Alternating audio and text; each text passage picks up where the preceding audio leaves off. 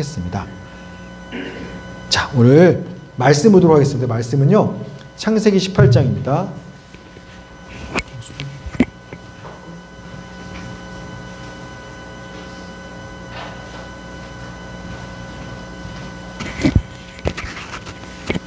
창세기 18장 16절부터 33절까지 구약성경 22쪽입니다. 창세기 18장 16절부터 33절까지 구약성경 22페이지입니다. 오늘 말씀 본문이고요. 말씀 봉독은 16절부터 봉독은 20절부터 24절까지 20절부터 24절까지 읽도록 하겠습니다. 찾으신 분들은 하나님 말씀을 경외하는 마음으로 찾아서 일어나시겠습니다. 우리 가정에서 예배드리시는 우리 색가족 식구들도 잠시 무릎을 꿇고 우리 하나님 말씀을 두려워하는 마음으로 봉독하겠습니다. 자, 20절부터 24절까지요. 제가 대표로 말씀 봉독하도록 하겠습니다. 여호와께서 또 이르시되 소돔과 고모라에 대한 부르짖음이 크고 그 죄악이 심히 무거우니 내가 이제 내려가서 그 모든 행한 것이 과연 내게 들린 부르짖음과 같은지 그렇지 않은지 내가 보고 알려 하노라. 그 사람들이 거기서 떠나 소돔으로 향하여 가고 아브라함은 여호와 앞에 그대로 섰더니 아브라함이 가까이 나아가 이르되 주께서 의인을 악인과 함께 멸하러 하시나이까. 그 성중에 의인 50명이 있을지라도 주께서 그곳을 멸하시고 그 50의인을 위하여 용서하지 아니하시리이까. 아멘. 우리 말씀 붙잡고 한 번 더 기도합시다. 하나님, 오늘도 주의 말씀을 듣습니다. 하나님, 우리 영혼의 귀를 밝히 열어 주시옵소서.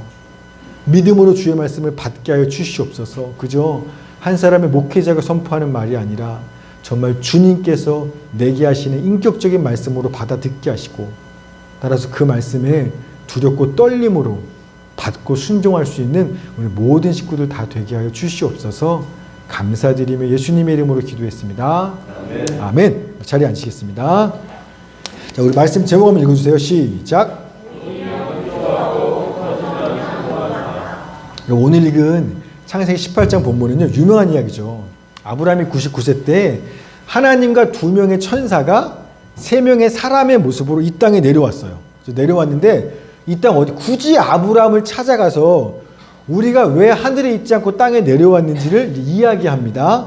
창세기 18장 20절 22절. 자, 시작.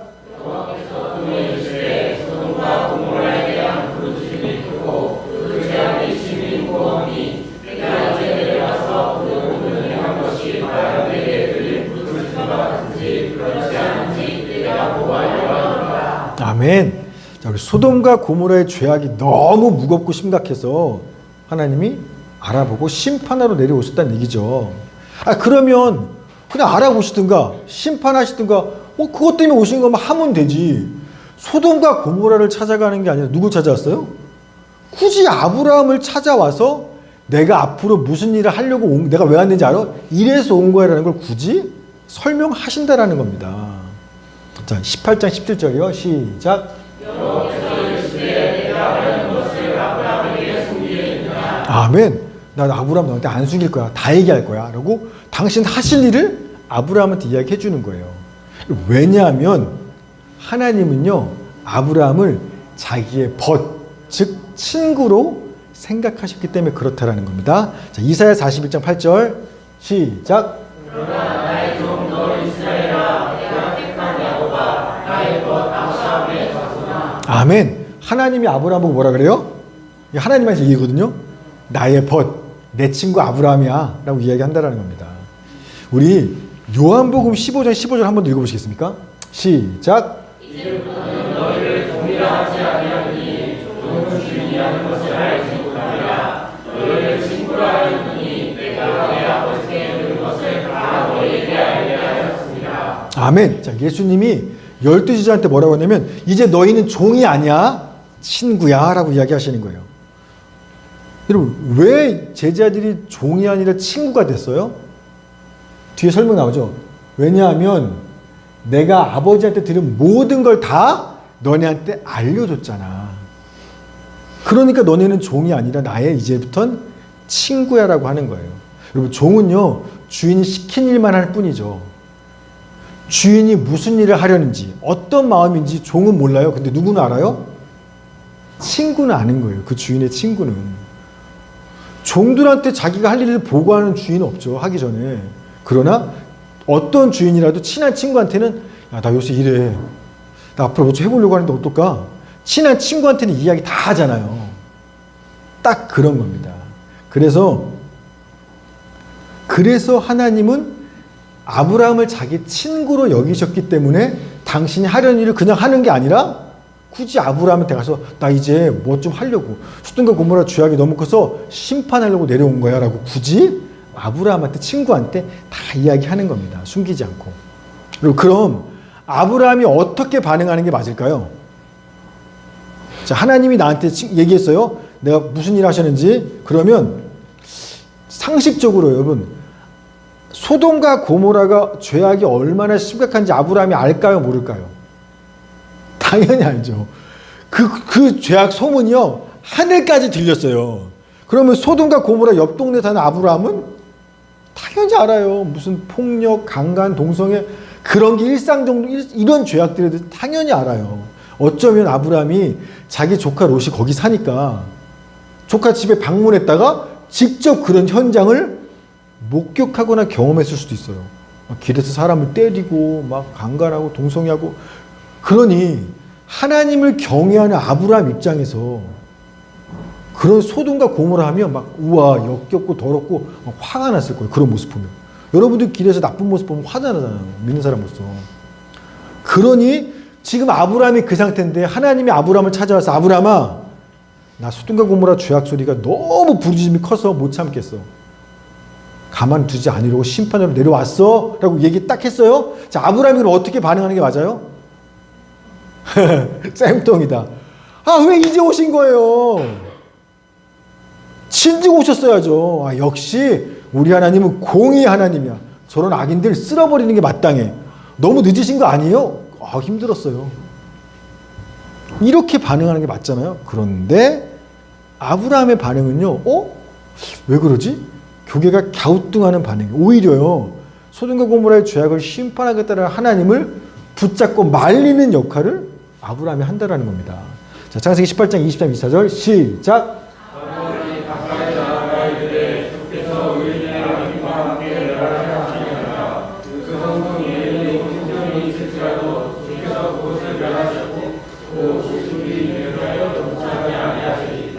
아멘. 아브라함이 말려요. 이렇게 하나님하고 우리말로 하면 협상을 하기 시작하는데 몇 명까지 협상, 장사 깎듯이 몇 명까지 협상하냐면 처음에 의인 50명 있으면 용서해 줄 거예요?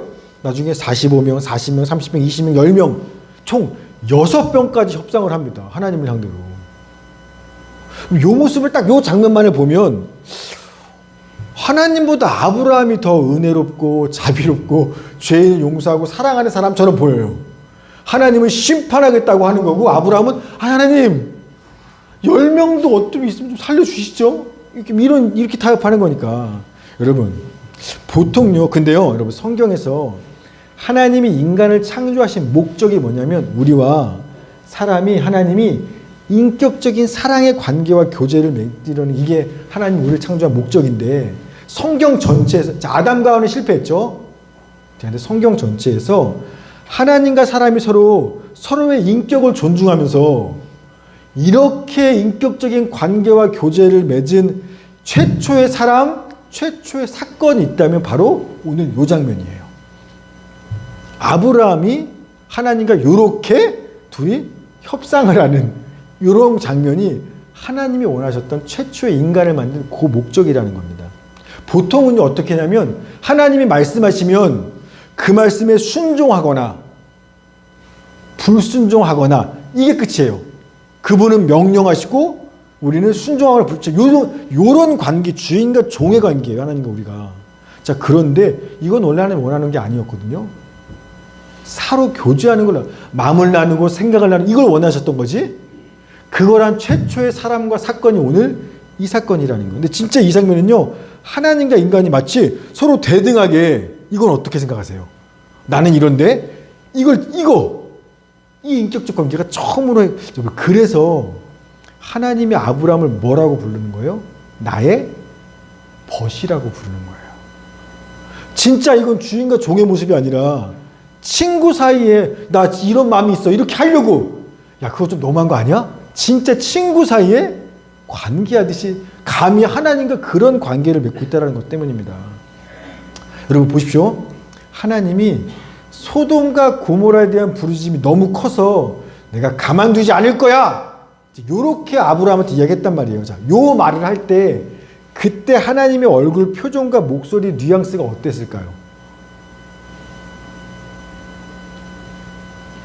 막 우리가 막 죄인을 참지 못해서 가만두지 않겠어 뭐 요런 표정과 목소리셨을까요? 아니면 노아 홍수 때 하나님이 홍수로 세상을 심판하시잖아요. 자, 그때 왜 세상을 심판하신 하나님의 방식이 홍수였을까? 혹시 기억하세요? 성경에는 안 나와요. 제가 그냥 그렇게 설명한 거예요. 하나님의 눈물.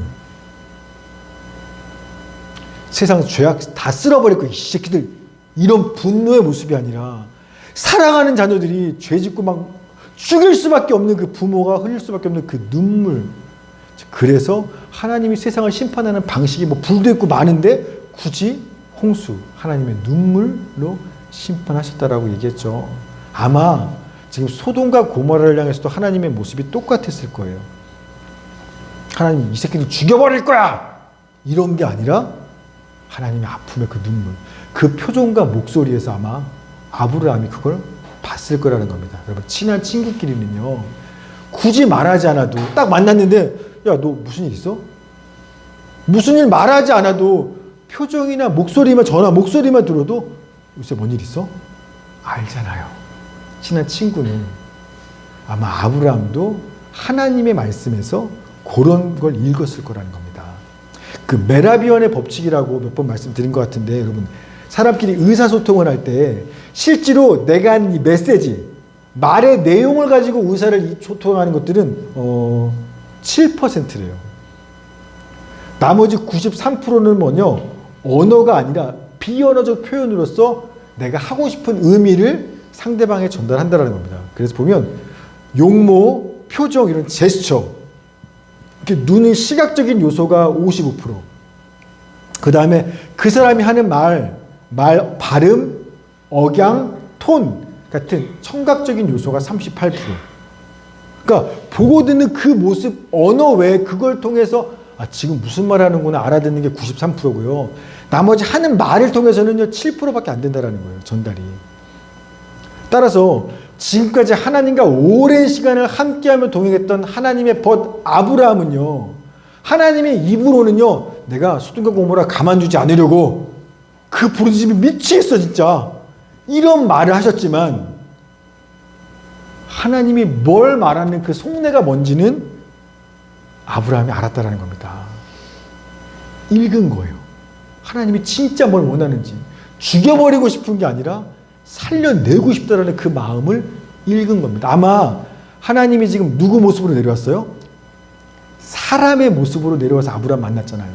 그러니까 더 잘 하나님의 속마음이 뭔지 읽을 수 있었을 겁니다. 여러분 하나님은요 죽어 마땅한 죄를 지은 악인들에 대해서 어떤 마음을 갖고 계신지 속마음을 그대로 말씀하신 구절이 있어요. 자, 에스겔서 18장 23, 32절 시작.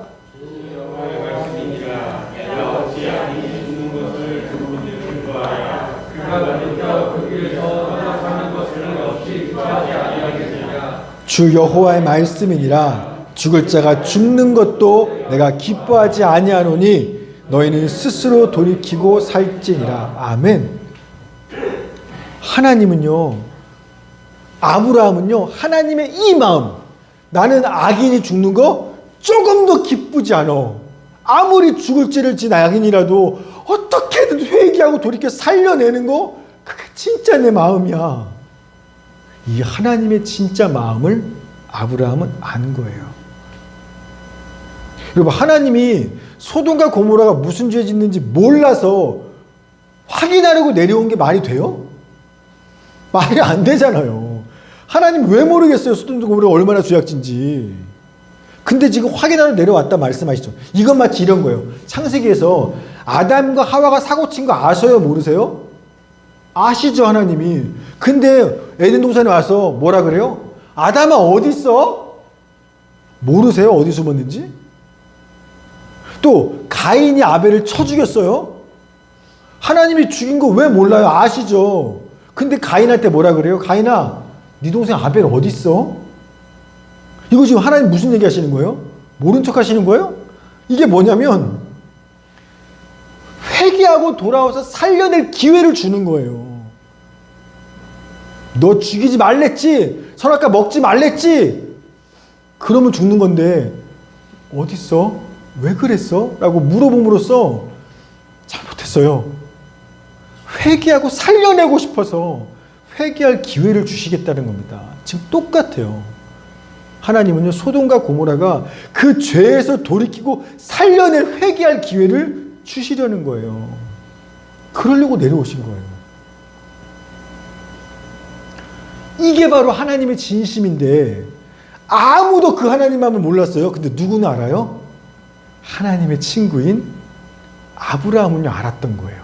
하나님이 왜 이 땅에 굳이 내려와서 이 얘기를 굳이 나한테 굳이 뭐하러 얘기하시는지 그 하나님의 진짜 속내를 하나님의 친구였던 아브라함은 안 겁니다. 하나님은요, 그 당신 마음을 친구랑 나누고 싶어서 내려오신 거예요.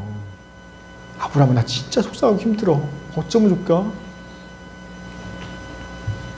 그래서 아브라함이 지금 하나님 6번이나 한 기도는요, 하나님보다 아브라함이 더 사랑 많고 자비로웠기 때문이 아니라 하나님은요, 아브라함은요, 하나님의 이 진심이 뭔지 알았기 때문에 그 주님의 뜻을 위해서 기도했다라는 겁니다. 그럼 나중에 모세도 똑같은 거 아세요? 아브라함뿐만 아니라, 그러니까 하나님하고 친한 사람들은 다 반응이 똑같아요. 자, 출애굽기 33장 11절에 보면 사람이 자기 친구와 대화하듯이 여호와가 모세와 대면하여 말씀하셨다. 여기서도 하나님이 아브라함만 친구가 아니라 모세도 자기 친구처럼 얘기하시는 거죠. 표정과 목소리만 들어도 진심이 통하는 그런 친구. 그래서 이스라엘 백성들이 금송아지 만들었을 때 하나님이 모세야, 다 죽일 거야. 싹 죽여버리고 내가 너를 통해서 새로운 민족을 만들어낼 거야. 근데 모세가 할렐루야 하지 않죠. 뭐라 그래요? 주님, 절대 그러시면 안 돼요. 그러실 거면, 이 백성 다 죽이실 거면요, 내 이름도 생명책에서 빼주세요. 나도 죽이세요. 날 죽이신 하나님 있더라도 이 백성만큼 살려주세요라고 모세가 그런 얘기하는 겁니다. 말이 안 되죠. 우리 같으면 아멘 했을 텐데. 맞아요. 저런 세상은 저런 인간들 다 죽이시면 마땅해요. 나처럼 착한 사람 많아요. 이게 우리 같을 텐데 모세는 거꾸로 얘기해요. 왜요? 모세는요, 하나님이 이스라엘 백성들을 얼마나 사랑하는지 너무 잘 알거든요. 얼마 전에 산에 올라가서 하나님과 40일간 함께 했었잖아요, 모세가. 그때 하나님이 얼굴을 보고 주님 목소리를 들으면서 와, 자기 백성을 향한 그 사랑이 막 그 말투에 배어나는 게 모세가 너무 알았던 거야. 그러니 하나님이 저 인간 감히 나 배신해서 백성 죽일 거야, 이거 하나님의 진심이 아닌 거 알아요. 얼마나 사랑하고 살리고 싶은지. 그래서 모세가 하나님의 마음을 아니까 살려주세요, 이런 기도를 하는 겁니다. 저는요, 진심으로 우리 착한 종교의 식구들이 그저 성경 말씀, 하나님의 말씀 많이 아는 것뿐만 아니라 이 말씀 뒤에, 이 말씀 안에 감춰져 있는 그 하나님의 속내, 마음까지도 잘 아는 여러분이 하나님의 친구가 되기를 축원합니다. 아멘. 진짜 아브라함, 모세 같았으면 좋겠어요. 따라서 자기를 말리는 아브라함을 보면서 하나님 마음이 어땠을까요? 난 죽일 거야, 저 죄인들. 하나님이, 모세가, 아브라함이 안 돼요, 안 돼요, 막 협상할 때 그때 하나님 마음이 어땠을까요?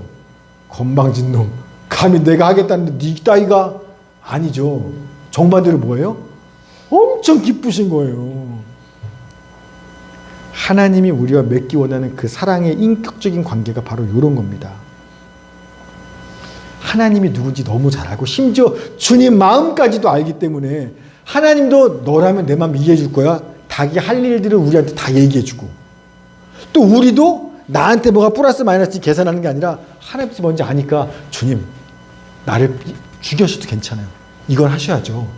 이런 서로를 사랑하는 관계, 이게 하나님이 오늘 우리와 맺고 싶은 관계라는 겁니다. 여러분, 따라서요, 하나님이 누군지 제대로 알지 못하면 하나님의 마음이 아파한 바른 기도를 할 수 있어요, 없어요? 당연히 불가능한 거예요. 우리는 기도할 때 하나님이 누군지 모르면, 그분의 마음을 모르면 절대 기독교적인 바른 기도가 불가능해요. 맨날 내 하고 싶은 얘기만 하지. 그건 기도가 아니라 주문해오는 거죠. 그냥 비나이다. 여러분, 그래서 기도라는 건요, 내가 하고 싶은 말을 하는 게 아니라 주님의 생각을 알고 그 생각에 내 말 생각이 같아지는 게, 그게 기도인 겁니다.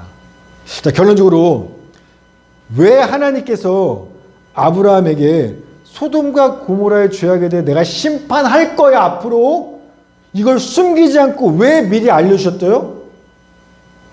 아브라함 보고 뭐 하라고? 기도하라고. 내가 앞으로 이런 일을 할 텐데 너 지금 기도해야 돼. 기도하라고 알려주는 겁니다. 그들이 멸망받는 거에 대해서 나 정말 안타깝고 속상하고 싫으니까 내 친구인 아브라함, 너만큼은 이런 내 진심을 알고 이 마음을 품고 저들이 멸망하지 않도록 너는 기도해줘야 돼. 그게 하나님이 심판하기 전에 미리 그 심판을 알려주신 이유와 목적이라는 겁니다. 여러분, 지금도 똑같아요. 하나님은요, 아브라함과 모세뿐만 아니라 당신이 믿고 신뢰하는 친구들에게 장차 주님이 무슨 일을 하실 것인지, 어떤 마음인지를 숨기지 않고 미리 알려주세요. 그래서 오늘 우리들한테 뭐 알려주셨어요?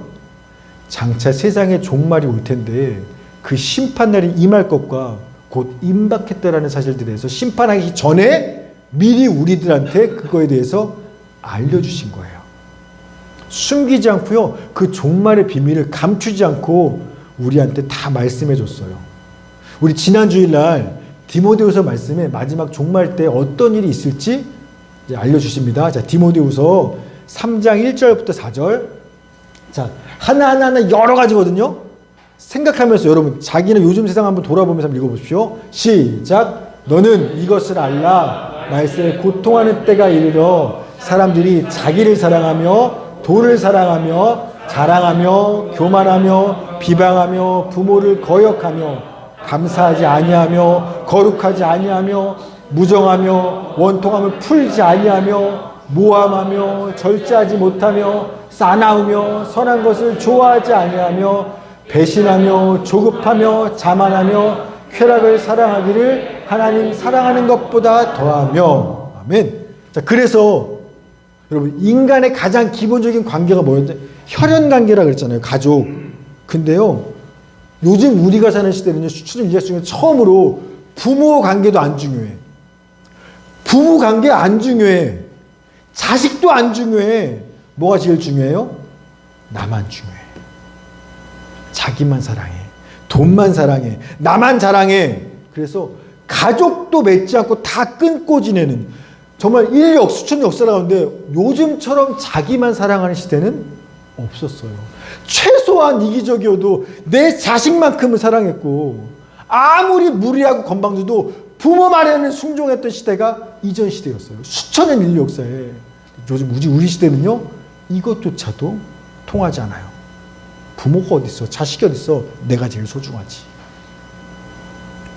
그래서 고통받는 때가 이르렀다라고 하죠. 겉으로요, 왜 죽어? 이렇게 풍족한데 부족한 거 하나도 없음에도 불구하고 어때요? 중고등학교 그 어린 아이부터 나이 든 어른들까지요, 스스로 목숨을 끊어요. 왜? 사는 게 고통스럽다고. 하루도 더 못 살겠다고요.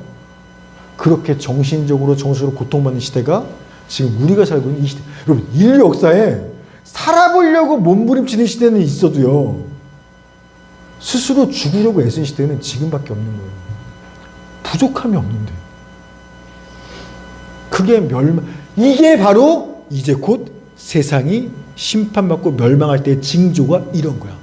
이런 시대가 온 줄 알면 곧 세상 종말인 거 알아야 돼 라고 우리한테 심판의 멸망을 미리 알려주셨다는 겁니다. 자, 마태복음 24장 6절부터 8절이요.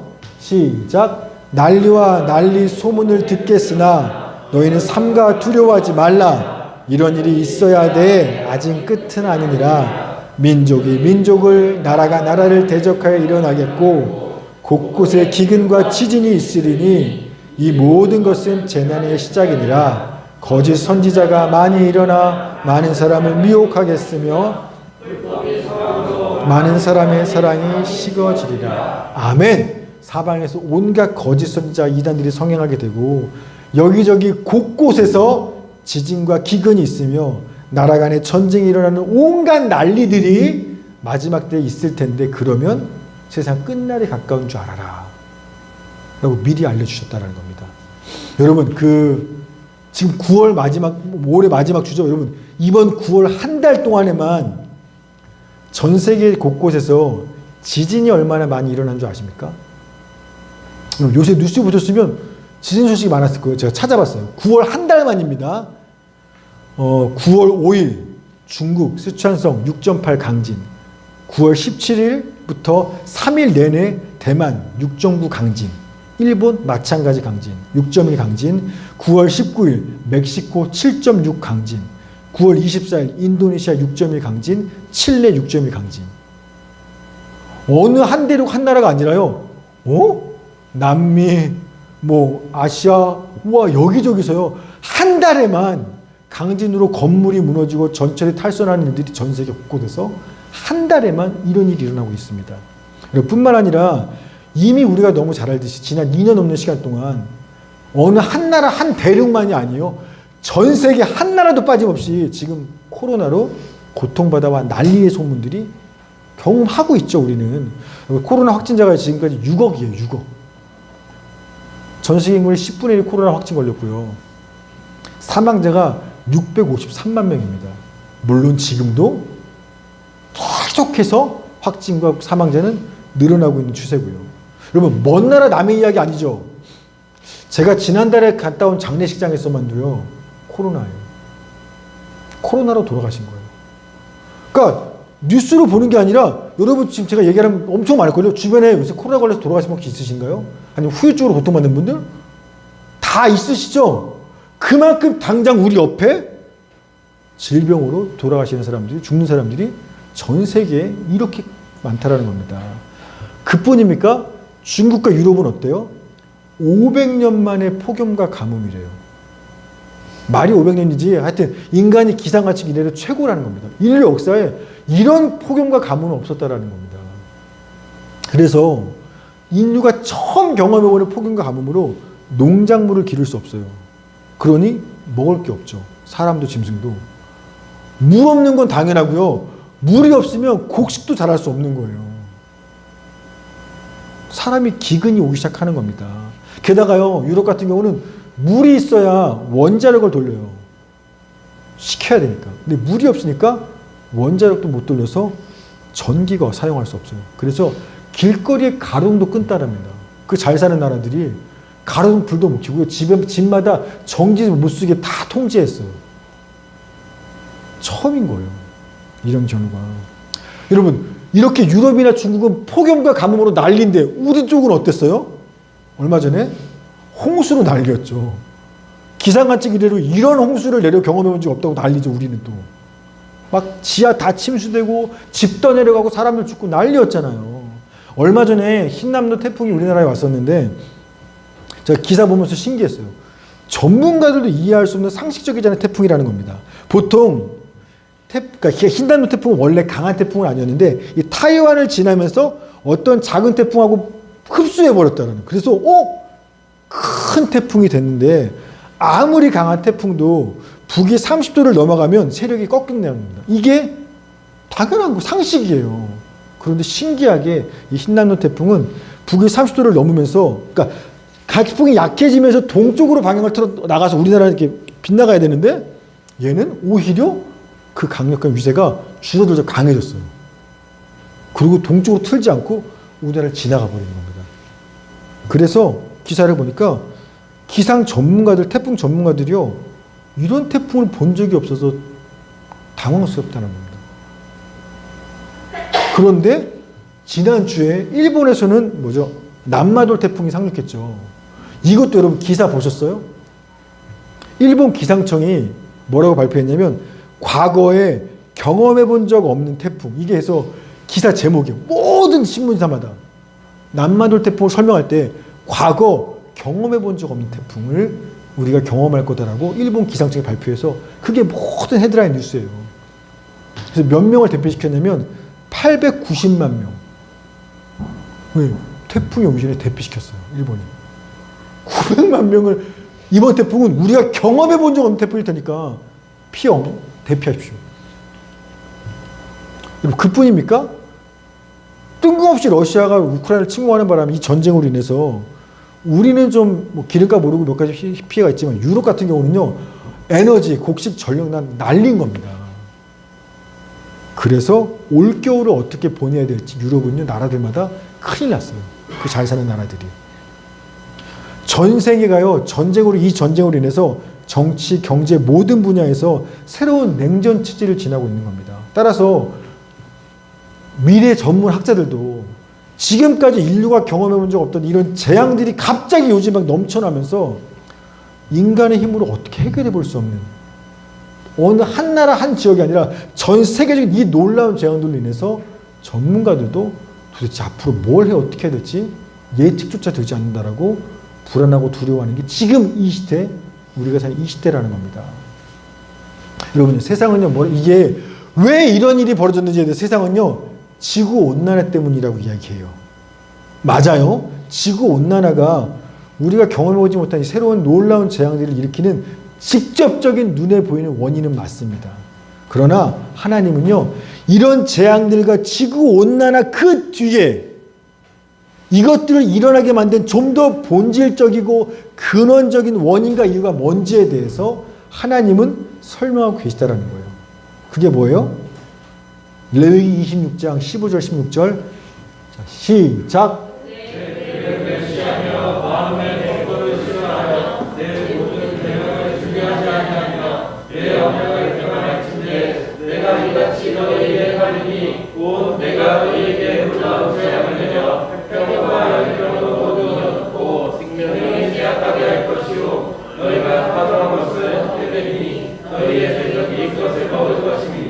아멘. 인간이 하나님을 떠난 것 때문에 우리가 하나님 창조물, 우리가 그 마음에 하나님 두기를 싫어하고 하나님을 경외하지도 않고 주의 계명을 지키지도 않고 마치 내가 세상의 주인인 것처럼 자기 자신만 사랑하며 내 욕심과 탐욕을 위하여 온갖 죄악들을 저질렀기 때문에, 그래서 하나님께로부터 놀라운 재앙들이 너희에게 임하게 될 것이야 라고 말씀하고 있다라는 겁니다. 그 놀라운 재앙들의 첫 번째가요, 질병이었어요. 온갖 질병들. 그 질병의 재앙을 당했는데도 회개하며 주 앞에 돌아서지 않아요? 그럼 두 번째가 뭐였냐면, 하늘에서 비를 내리지 않으셔서 온 땅에 극심한 가뭄과 기근이 일어나게 하는 거예요. 먹을 게 없게 만드는 겁니다. 그래도 회개하지 않고 주의 계명을 지키며 돌아서지 않아요? 그럼 그 마지막이 전쟁과 멸망의 심판이에요. 여러분, 인류가 역사한 이래로, 시작한 이래로 어느 특정 나라와 대륙만이 아니라 전 세계 모든 사람들이 공통적으로 지금 경험하고 있는 이 놀라운 전염병, 질병, 가뭄, 기근, 지진, 홍수, 전쟁 등 이 놀라운 재앙들에 대해서 성경은요, 재수 없는 우연이 아니야. 그건 다 하나님과의 관계의 문제야.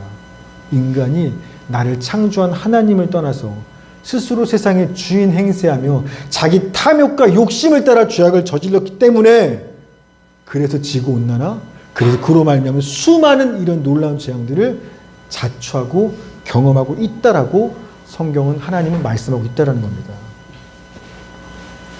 여러분, 2년 전에요, 코로나가 처음 막 심각하게 일어났을 때, 그때 우리 교회 문 닫았었죠. 예배가 폐쇄되고 사회 직장 출근도 하지 않고 사회 모든 활동들이 마비되고 우와, 사람들은 병들어 죽어나가고 가족이 죽는데 만져보지도 못하고 부모님 자식이 죽는데, 이런 끔찍한 일들을 당할 그때요, 여기저기서 역대하 7장 말씀을 외치면서 이건 하나님의 경고입니다, 주 앞에 회개하고 돌아오셔야만 합니다, 외쳤었습니다. 우리 교회도 마찬가지였고. 자, 역대하 7장 13, 14절 시작.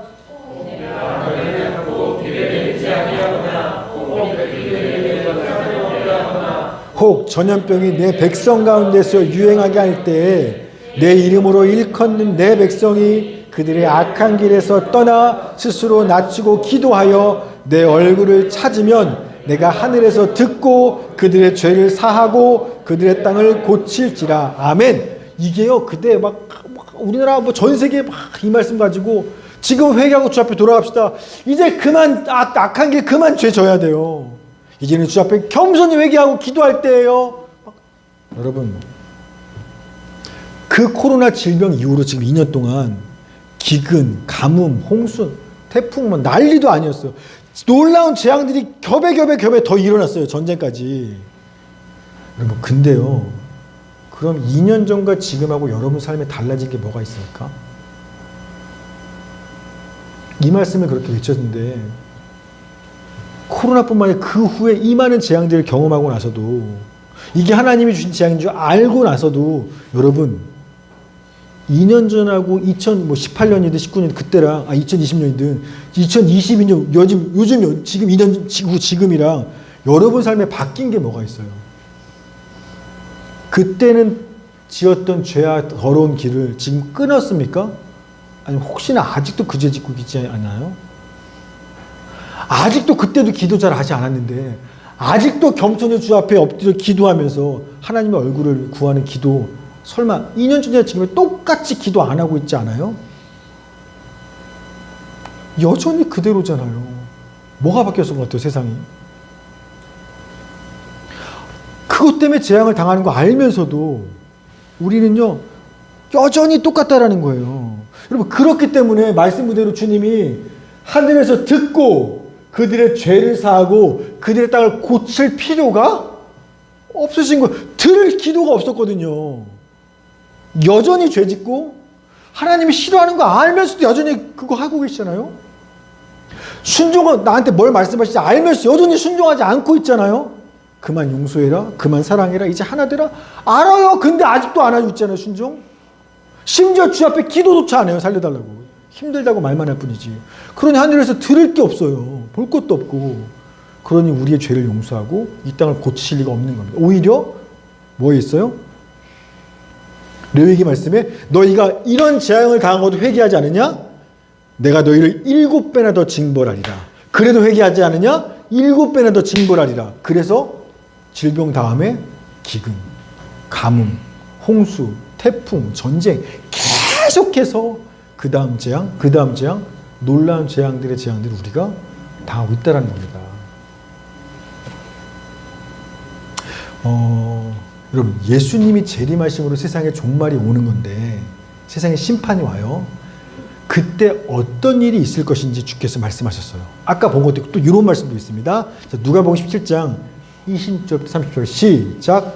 노아의 때에 된 것과 같이 인자의 때에도 그러하리라. 노아가 방주에 들어가는 날까지 사람들이 먹고 마시고 장가들고 시집가더니 홍수가 나서 그들을 다 멸망시켰으며 또 롯의 때와 같으리니 사람들이 먹고 마시고 사고 팔고 심고 집을 붙더니 롯이 소돔에서 나가던 날에 그로부터 물과 이방이 비오듯하여 그들을 멸망시켰느니라. 인자가 나타난 날에도 이러하리라. 아멘.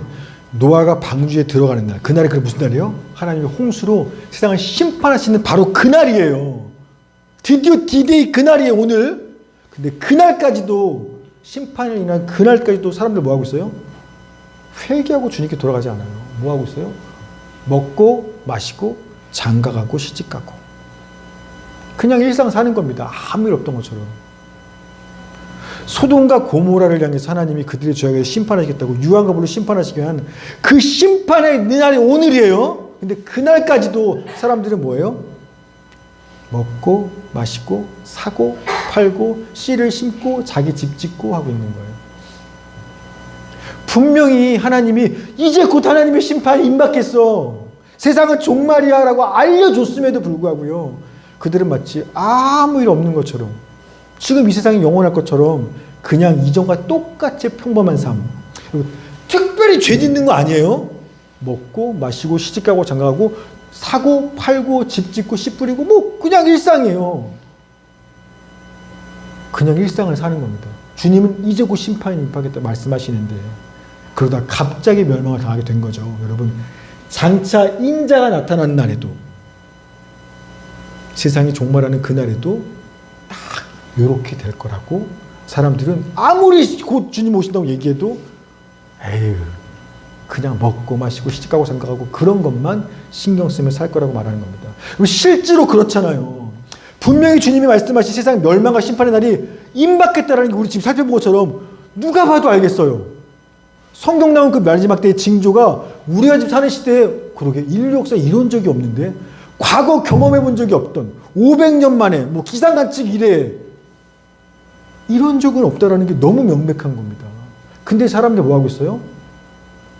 여전히 똑같이 살아 이전하고 뭔가 바뀌는 게 주님을 두려워하고 돌아오는 거 아무것도 없어요. 그냥 똑같이 사는 겁니다. 그리고 사진 하나 보여드릴게요. 전에 한번 말씀드렸죠. 지구 종말 시계죠. 지금 얼마 남았냐면 100초 남았대요. 100초. 올해 2022년 발표한 겁니다. 내년에는 몇 초 남았어요. 이제 100초 남았어요. 지구 역사가. 그래서 문명의 종말이 근접한 상태라고 누가 얘기한 거예요? 과학자들이 얘기하는 거예요. 하나님 알지도 않고 믿지도 않는 그냥 과학자들이 객관적으로 지구 상태를 보니까 종말 100초 남았네 이제. 문명은 마지막 종말이 이제 얼마 안 남았다고 그냥 과학자들이 객관적으로 봐도 그렇다고 해서 그게 뉴스에 그냥 계속 텔레비에 나오고 발표되는 거예요. 그런데 사람들 신경 써요? 안 써요. 여전히 신경 쓰지 않아요. 그저 마치 생각 없는 짐승 같아요. 뭐만 생각해요? 뭐 먹지? 당장 오늘 내가 먹고 싶은 거, 마시고 싶은 거, 나 장가 가야 되는데, 시집 가야 되는데, 사고, 팔고, 씨 씻고, 내 집 짓고, 맨날 그런 것만 생각하지. 종말과 심판이 임박했는데 여기에 대해서 두려움으로 하나님께 생각하고 돌아오는 사람은 없다라는 겁니다. 심지어 우리까지도. 우리는요, 예수를 믿고 주의 재림과 세상의 마지막 종말을 기다리고 소망하는 게 우리들이잖아요. 주님 다시 오시려서 이 세상을 심판하실 그날을 기다리는 우리들조차도 이 놀라운 재앙들을, 종말의 징조들을 직접 경험하고 보고 있으면서도요, 2년 전하고 지금하고 달라진 게 없어요. 여전히 그때 짓던 죄 지금도 짓고 있고요. 그때도 순종하지 않았던 거 알면서 지금도 나 순종 못해요. 죽어도 못해요. 불순종하고 있고요. 그때도 기도하지 않았는데 지금도 주 앞에 스스로 겸손히 낮추어 기도하지 않아요. 뭐만 해요? 뭐 먹을까? 뭐 마실까? 뭐 사지? 뭐 팔지? 집 질까 말까? 여전히 그것만 생각한다는 겁니다. 사랑하는 여러분, 왜 하나님께서 우리에게 세상 종말의 때가 얼마 남지 않았어 라는 걸 그 심판날 전에 미리 우리한테 숨기지 않고 알려주시죠? 자, 이걸 왜 알려주신 것 같아요? 똑같잖아요. 아브라함한테 소돔과 고모라의 심판과 멸망을 왜 미리 알려주셨어요? 똑같아요. 아브라함아, 나는 저들이 비록 죄를 짓고 살지만 멸망하고 죽이는 거 심판하는 거 진짜 난 원하지 않아. 이렇게 살기를 원해. 내 안타까워 미치겠어. 그러니까 아브라함아, 넌 내 맘 알지? 넌 내 맘 알지? 너 내 맘과 함께 기도해야 돼. 저들을 위해서 기도해야 돼. 6번이고 10번이고 기도해야 돼. 그리고 그들을 구원하기 위해 네가 힘을 써야 돼. 그래 달라고 굳이 멸망 전에 아브라함한테, 하나님이 자기가 믿는 가장 친한 버친 아브라함한테 미리 심판을 알려주신 겁니다. 오늘 우리한테도 똑같아요. 하나님이 세상의 종말 때가 얼마 안 남았다는 걸 알려주신 이유는 뭐예요? 그 하나님의 아프고 안타까운 마음을 하나님의 버신 우리들, 믿는 우리들, 이제 친구 정도가 아니죠. 우리 누구예요? 하나님의 아들, 딸이에요.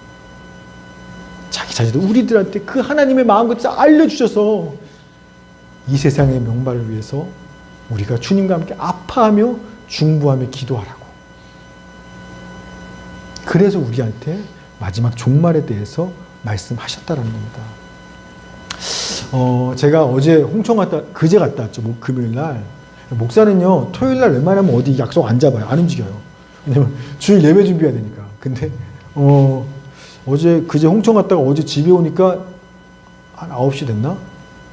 그리고요, 고구마를 하도 캐서 지금 이렇게 잼잼이 안 돼요. 여기 다 물집 잡히고, 칸이라고, 땅판이라고, 새벽부터 밤까지 그냥, 이게 여기 이 팔뚝이 아파서 이렇게 잼잼이 안 돼요. 하루 종일 고구마 팠더니. 목사가 뜬금없이 토요일 날 왜 고구마 파러 홍천을 갔어? 제가 왜 갈게요? 저희 장모님 명령 때문에 갔어요.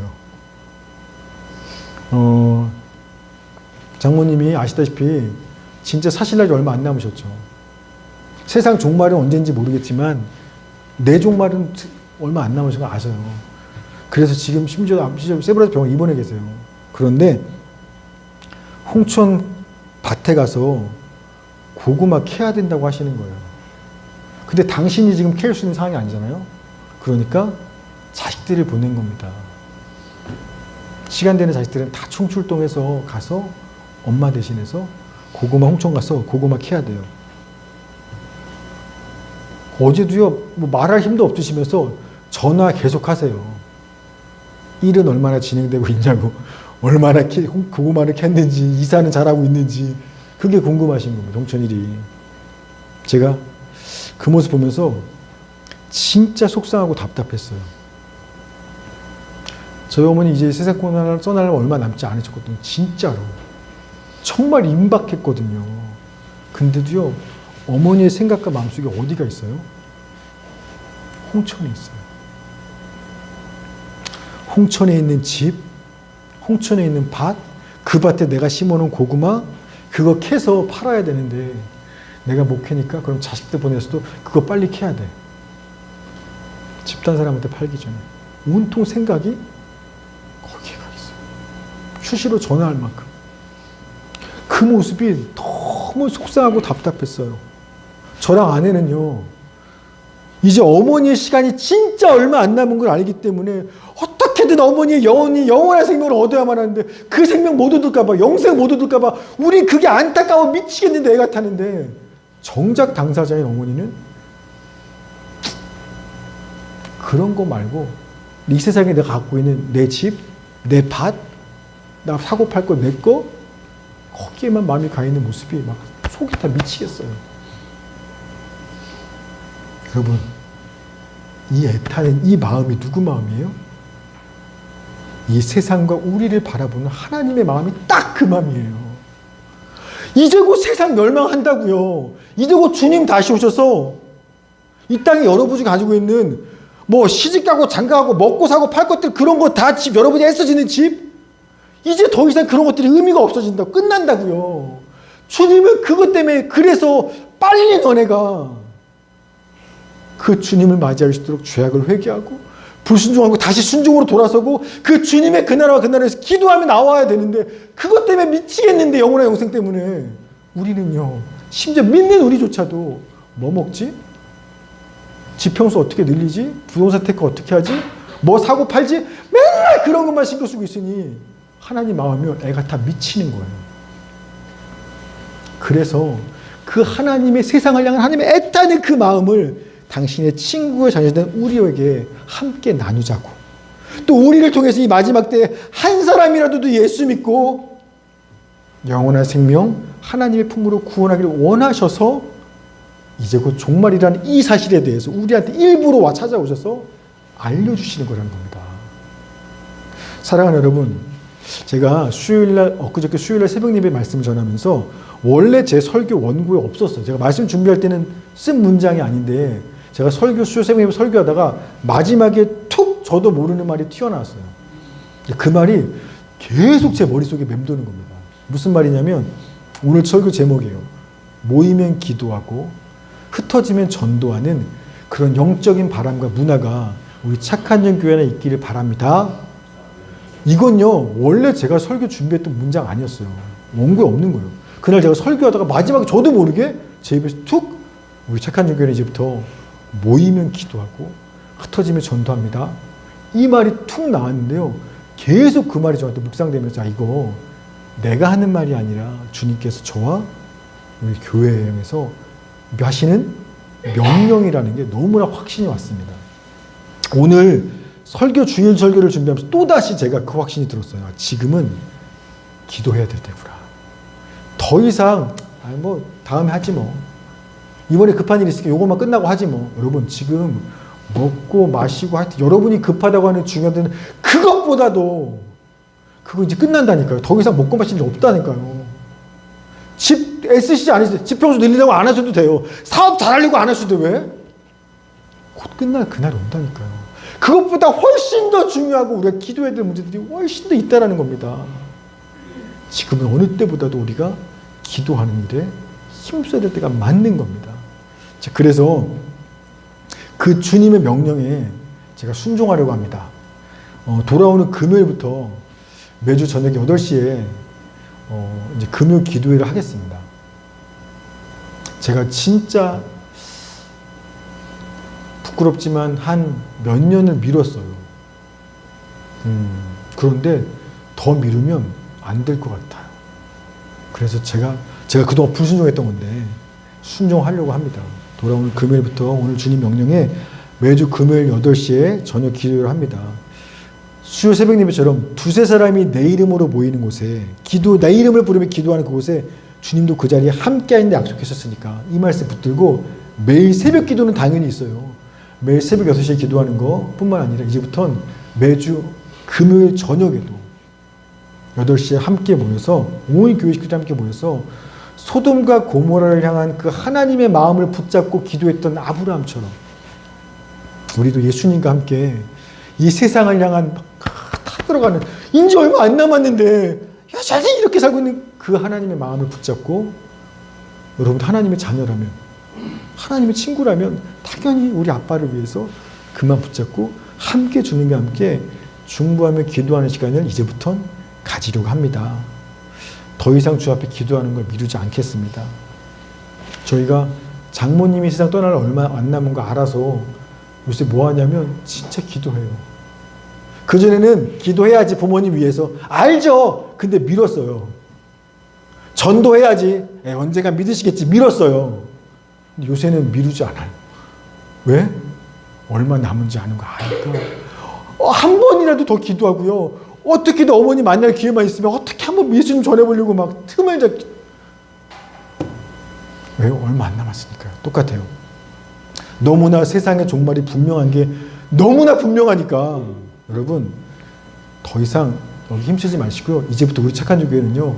모이면 기도하고 흩어지면 전도하는 일에 힘을 쏟는 교회가 되도록 하겠습니다. 그래서 진짜 언제일지 모르지만 곧 주님 오실 거거든요. 여러분 다 우리 주님 앞에 설 텐데 주님께 착하고 충성된 종아 칭찬받으면서 면류관 써야지. 그렇지 않고 약하고 게으른 종아 내가 종말의 때를 미리 알려줬는데 너 뭐 했어? 모르지 않았잖아. 내가 얼마나 얘기했어. 얼마 안 남았다고. 너 뭐 했어? 알면서 여전히 뭐 먹지? 뭐 마시지? 집 평소 어떻게 되지? 여전히 그런 생각만 한 거 아니야? 약하고 게으른 종아. 그런 책망받지 않고 착하고 충성되는 칭찬받는 우리 모두가 되기 위해서 앞으로 저희는 모이면 기도하고 흩어지면 여러분 삶의 모든 사람들에게 어떻게든지 기회를 잡아서 예수님을 전하는 그런 우리 모두가 되고 그런 착한 교회가 되어서 우리 교회에서 그 바람이 시작되므로 우리만이 아니라 한국교회 안에 그 성령의 새바람 모이면 기도하고 흩어지면 전도하는 그 새바람이 불 수 있게 되기를 주의 이름으로 축원합니다. 아멘. 같이 한번 기도합시다.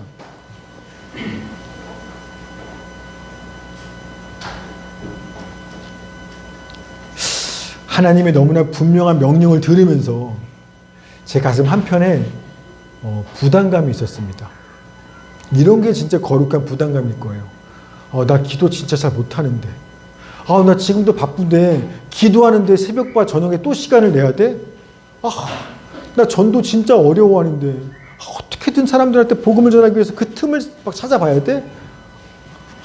어렵죠. 여러분 근데요.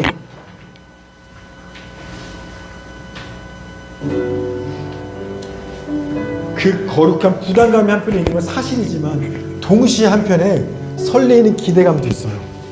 내가 지금껏 교회 다니기만 했지만 예수님이 살아계심을 나와 함께 하심을 경험해보지 못했는데 이렇게 기도할 때, 이렇게 복음을 전하며 살아나갈 때 진짜 내 안에 살아계신 그 분을 만날 수 있게 되지 않을까? 또 그분이 정말로 나와 우리 가정과 우리 교회와 이 나라 가운데 말도 안 되는 성령의 부흥을 일으켜서 종말의 때가 아니라 부흥의 때로 변화되는 역사가 나의 무릎으로부터 시작되지 않을까라는 기대감도 있습니다. 여러분도 아마 똑같을 겁니다. 부당함과 기대감. 여러분 이 두 가지 가지고요, 우리 시간 하나님 이제부터는 더 이상 미루지 않고 주 앞에 함께 모여 기도한 일에 힘을 쓰겠습니다.